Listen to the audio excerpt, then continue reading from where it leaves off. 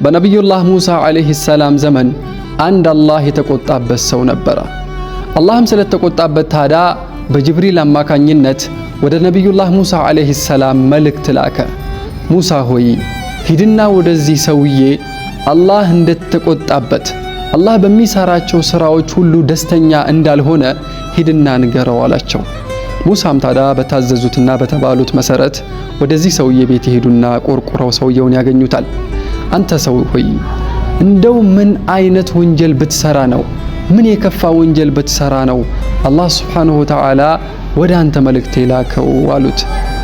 ሰውየውም ታዲያ የቁጭት ስሜት እየተሰማው በጣም ቀልቡ ተሰብሮ ወዘሀበ ኢለ ሰሐራኢ ፈሪደን ብቻውን ወደ ጭር ወዳለ ሜዳ ወጣና ያ ረብ አለ፣ አላህ ሆይ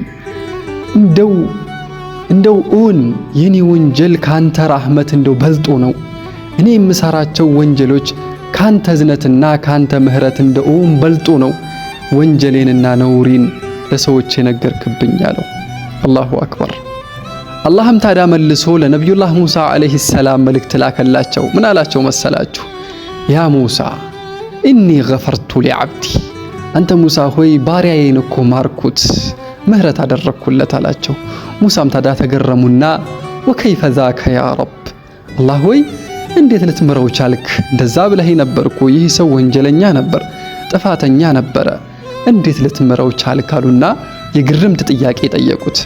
አላህም ታዲያ የሚገርም መልስ ለነቢዩላህ ሙሳ ዓለይሂ ሰላም መለሰላቸው። ፈቃል ኢነሁ ካነ ዓሊመን ቢአነ ለሁ ረቡን፣ ሙሳ ሆይ ይህ ሰው እኮ ምንም ያክል ወንጀል ቢሰራ ምንም ያክል ጥፋት ቢያጠፋ እሱ ወንጀሉን የሚምረው የሆነ ጌታ፣ ጥፋቱን ይቅር የሚለው የሆነ ጌታ እንዳለው የሚያውቅ የሆነ ባሪያ ነበር አለው። ሱብሓነላህ።